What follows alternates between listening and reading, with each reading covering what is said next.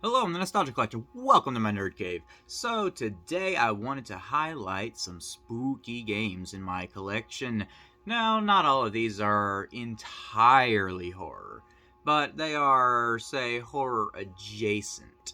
Now, this is probably not all of them. I've probably overlooked a few in my collection, but I just wanted to. These are the ones I was able to grab out. I've got a few stacks here. And I just kind of wanted to discuss them, whether I've played them, maybe. I want to discuss like how I feel about the game itself, and what are you doing? Quit like nosing at my games. My cat's being curious.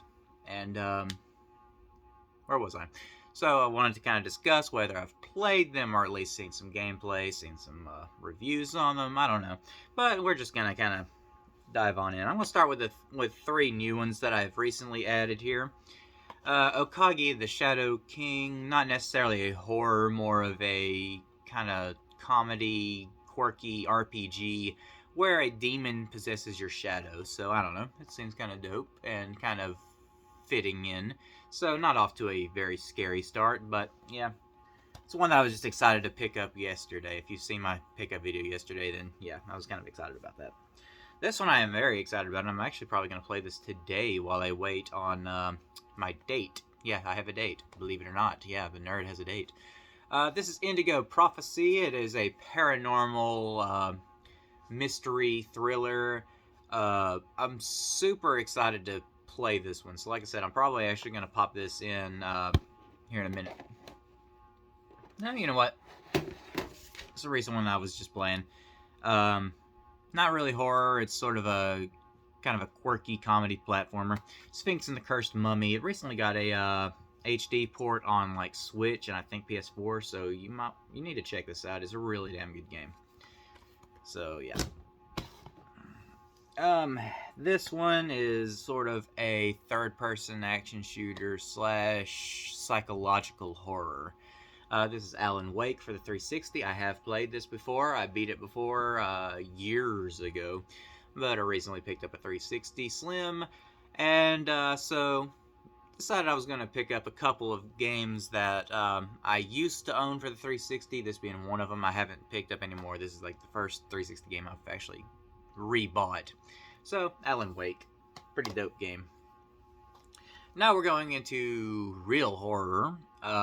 I picked this up from Limited Run Games. We've got the Outlast 2-pack, which is entirely too scary for me, honestly. It, really tense. Like, I died really quick, and, like, I had to smoke, like, 10 cigarettes. So, yeah, I have watched Markiplier's playthrough of both games, so really spooky games. Intense. This one I have recently picked up. I think it was in a pickup video a few weeks ago. Kind of Resident Evil-esque, but dinosaurs instead of zombies. We got Blue Stinger for the Dreamcast, which looked really cool. I've heard that the controls aren't ideal, and the respawn is kind of inconvenient. But yeah, it's about dinosaurs, so couldn't resist. Love dinosaurs. This one is a really intense one. Even for like, I guess the graphics are kind of 16-bit ish, but it's also the rarest game because of the packaging that I have for the 3DS. This is Corpse Party, and yeah, I've got the little figures and everything like that, and I played some of this one, and yeah, again, it's like really intense. The chase sequences and all that, like you're trying to think, like, where am I supposed to go? Where am I supposed to go? Oh no, he got me. Okay, yeah, but yeah, so this one I really know nothing about. It looks more like a cutesy adventure platformer, but it's based in horror. So I've got The Island of Dr. Frankenstein for the Wii, and I've got it sealed. I think I picked this up at Target years ago when they were still selling Wii games. Uh, Epic fun adventure and exploration game. I don't know. It's right up my alley. Like, it's got the horror themes, but I'm also super into cartoony platformers and adventure games. So another Wii game. We've got Cursed Mountain. I don't know.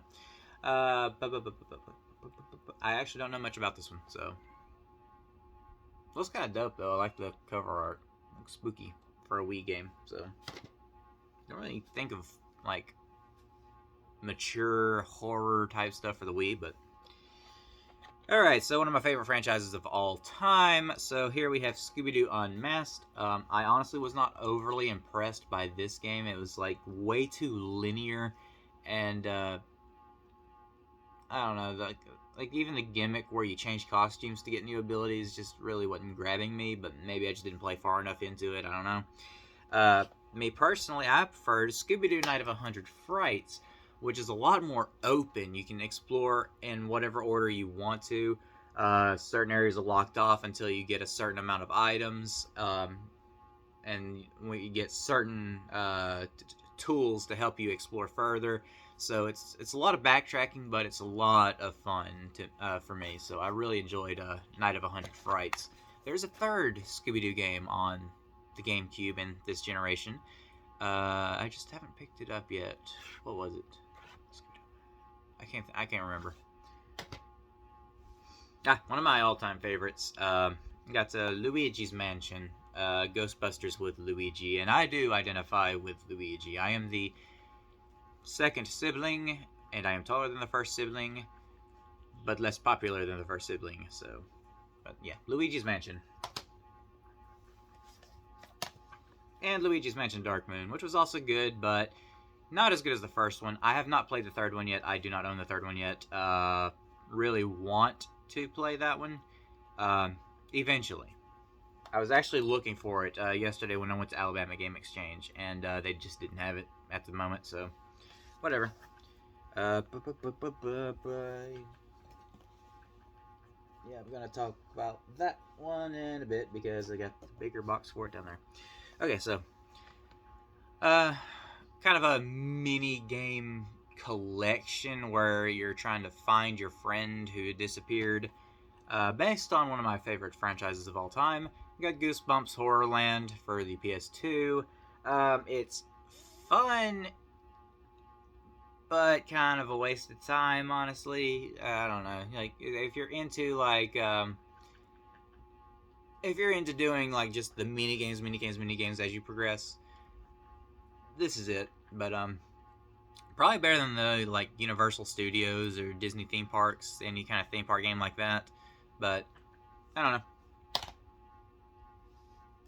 Alright, here we go. Resident Evil 4. This is where they started going action, I know, but hey, it's a Resident Evil game, so I own it. Matter of fact, I used to own a couple Resident Evil games on Switch. The Resident Evil Revelations Collection on Switch, and a couple Resident Evil, the Umbrella Chronicles and something else on Wii. Yeah, those got stolen. So, Resident Evil 4. I have the chainsaw controller for this too. In fact, it's, well, you can't really see it behind these boxes, but it's on that shelf there, so. Alright, here we go. Obscure the Aftermath is a obscure horror game. This one is significantly more common than its predecessor, Obscure, which is also on PS2, maybe on Xbox as well, I can't remember. But, yeah, that one is super fucking rare, and I would love to get my hands on it, especially if I want to play this one. I would like to play them both back-to-back, but what are you gonna do? Alright, so we got Half-Life 1 on PS2.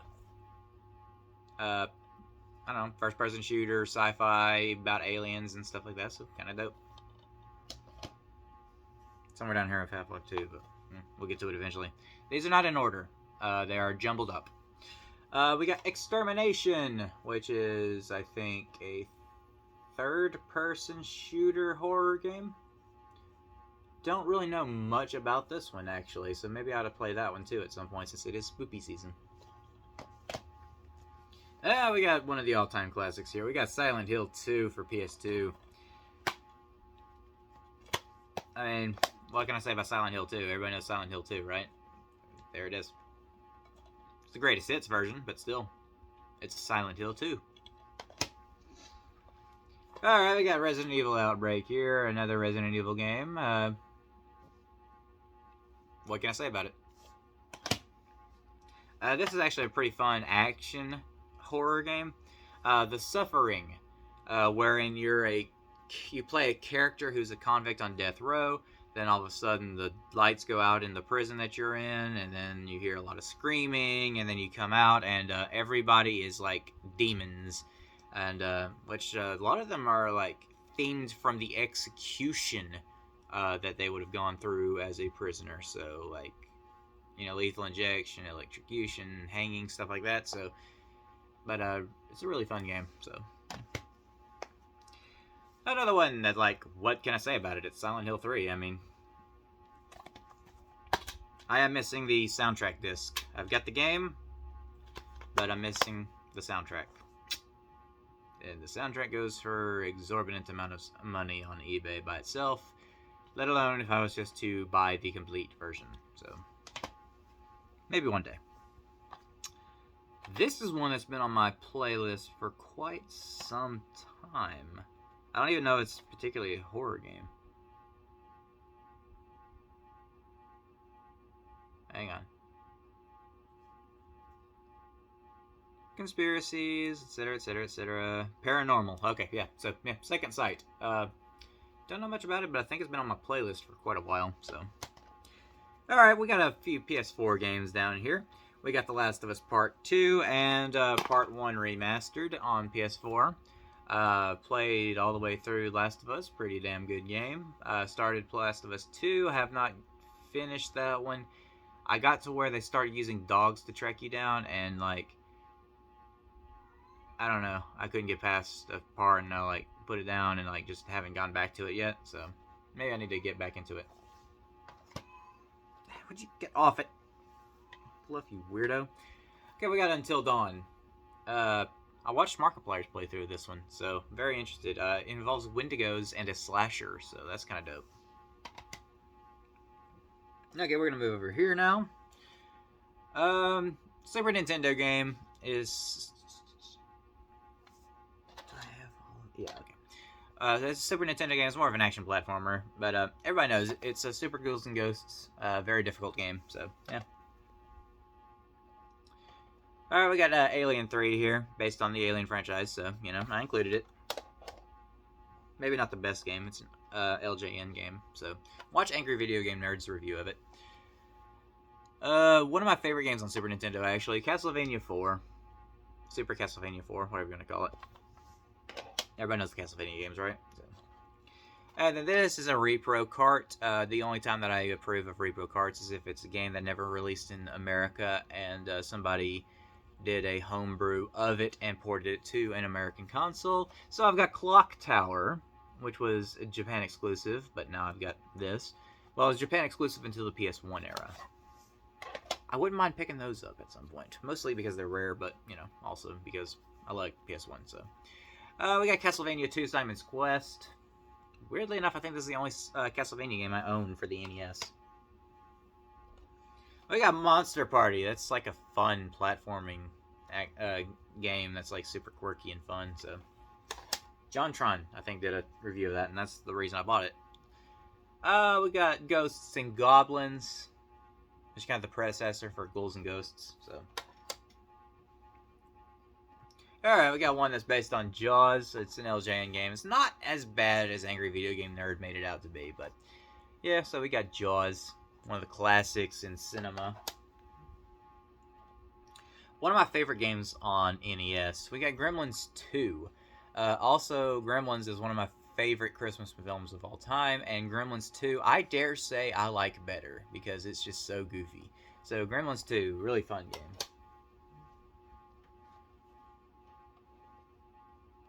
I keep hearing a noise. I think my dog's biting himself. Alright, so we got Dr. Jekyll and Mr. Hyde. This is a bad game. Angry Video Game Nerd's first video.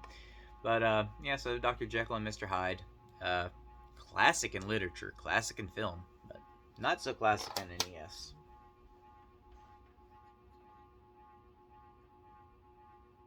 I keep hearing something.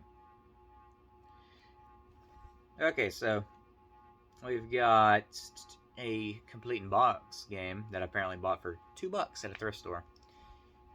Unfortunately, I cannot get the sticker off without tearing up the box. So we got Shadowgate, which is a point-and-click adventure, but it's horror-themed. So yeah, and there goes the stack. Alright, so we got Friday the 13th, again, complete in box. Not a great game. I am desperately looking for Nightmare on Elm Street. Not looking to pay the prices for it, but I need to get it complete in box because I got Friday the 13th complete in box. Yeah, feel me? Alright, so we're going to continue on with more cartridge games. So this one I also just picked up yesterday. We got Haunted House here, which looks really cool. And again, Angry Video Game Nerd, I think he did this in the Halloween episode. So, where he did Halloween for Atari, he also played Haunted House.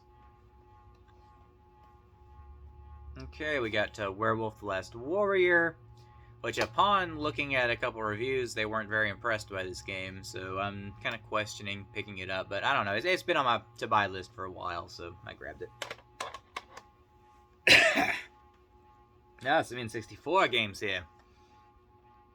Alright, we got Castlevania. This is not the rare one. There is a rare Castlevania game on the N64, but I got the common one. Okay, it's how I'm shifting on the futon. That's what I'm hearing, so. Okay, so we got Shadow Man. Pretty fun game, actually, I thought. So, yeah, Shadow Man. Alright, so same game twice here. We've got Scooby-Doo Classic Creep Capers. Did not play very far into this. I do not like when the camera stays static and watches you walk around the level because I keep running into obstacles, cannot get away from enemies. It was very frustrating. I don't like that style. Sorry, I don't. So that's why I never play the old Resident Evil games. So. But anyway, it is Scooby-Doo, and it is N64, and so I got both cartridges, black and gray. Alright, so we got Nightmare Creatures, another one that pretty good, actually, I thought. So, yeah, Nightmare Creatures. And then, of course, we got Resident Evil 2 for the N64. I believe I've got the box and manual for this as well. So, maybe I should have pulled that down too, but oh well. Alright, so more Super Nintendo. We've got The Adventures of Dr. Franken. So, more Frankenstein cutesy platformer things. I don't know if it's cutesy, but it's a platformer. Okay, we got Scooby-Doo Mystery. This one I played. It's simple. Like, you can beat it in a couple hours, max. I think Scooby-Doo deserved better. I wouldn't call it bad, but it's too simple. Alright, so here we got some PS1 games, and we're going to start off with a banger here. We got Medieval.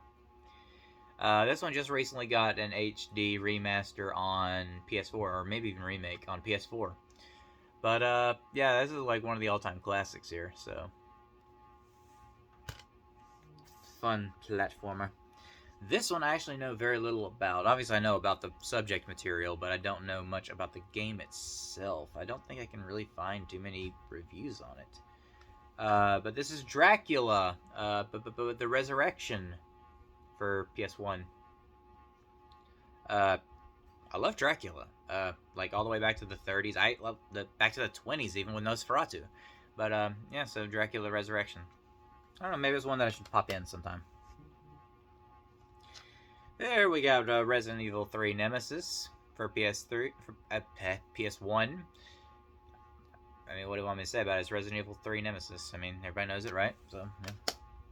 Nemesis is a scary son of a bitch. So, alright, we got a Resident Evil Survivor here. I mean, again, it's with the Resident Evil games. I think this is a... Yeah, this is like a...